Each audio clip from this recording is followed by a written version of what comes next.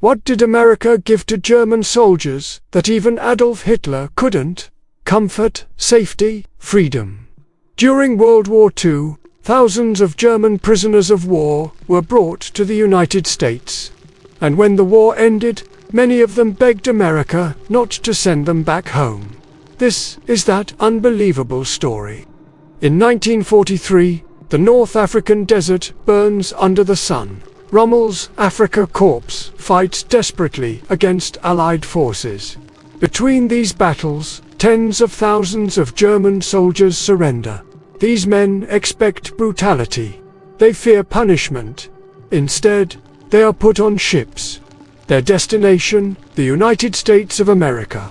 They have no idea what kind of country is waiting for them.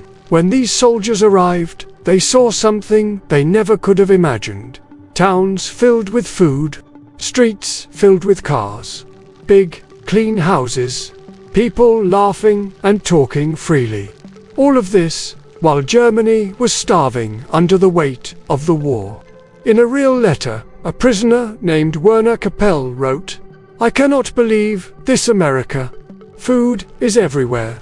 People are free to speak anything. Why did they tell us Americans were the enemy?"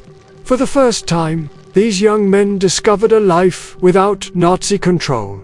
No Gestapo, no propaganda speakers blaring on every corner. No fear of saying the wrong thing. The US built more than 660 prisoner-of-war camps across the country. Most were huge, but surprisingly comfortable.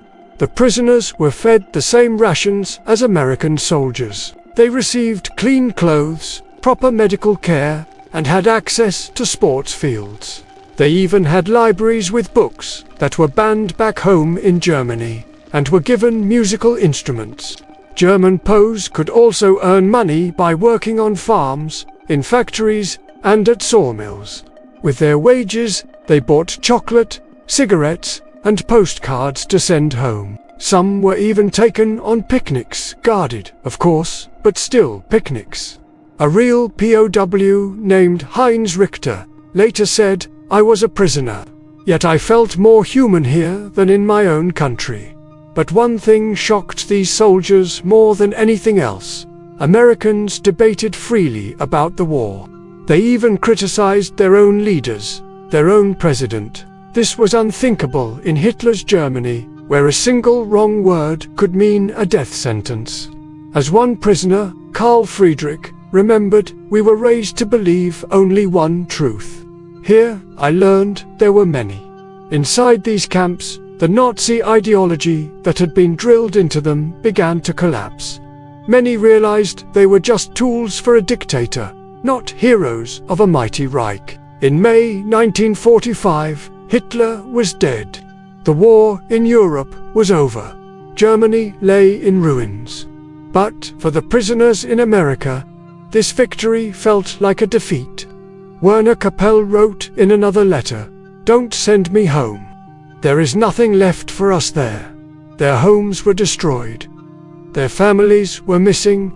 Their future was completely uncertain. In the camps, they had food, they had dignity, and for the first time in a very long time, they had hope. During their time in the camps, many Americans worked closely with the German prisoners. Farmers invited them over for dinner after a long day in the fields. Children in small towns saw them not as enemies, but as big brothers. Real friendships began to form. Some posts even fell in love with American women, even though relationships were strictly forbidden. A former prisoner named Friedrich Stempel later reflected, "America gave me something I never had in the Reich: freedom to be myself." In fact, some of these men would even return to America after the war, becoming citizens, business owners, and, ironically, soldiers in the US Army during the Cold War. But, despite their wishes, international law, the Geneva Convention, required all prisoners of war to be sent home. Between 1946 and 1947, the camps were closed down. German soldiers were put on ships and sent back to a broken Europe. An excerpt from one soldier's letter reads, "As the ship leaves, We look at America and we cry. Because back home, the future is darkness. What waited for them was hunger, poverty, and a nation angry at them for losing the war. Over 371,000 German POWs lived in the United States during the war. For decades, most kept their memories quiet. But as they grew older, many revealed the profound truth of their experience. In one interview, a former POW said, "We were enemies, but America treated us like humans. That changed my life, and that was something Hitler never gave them." Hitler offered them a vision of power, of a glorious empire, but America gave them freedom, a chance to think, a chance to live, a chance to choose their own future. These soldiers faced a strange and powerful reality. The country they were sent to fight became the country they grew to love. And today, the question remains, if war makes enemies, why did peace make them friends? Thank you for watching. What should we cover next? Let us know in the comments. Should we explore the story of German POWs in the UK, or investigate how America hired former Nazis after the war? Like, share, and subscribe for more hidden stories of World War II.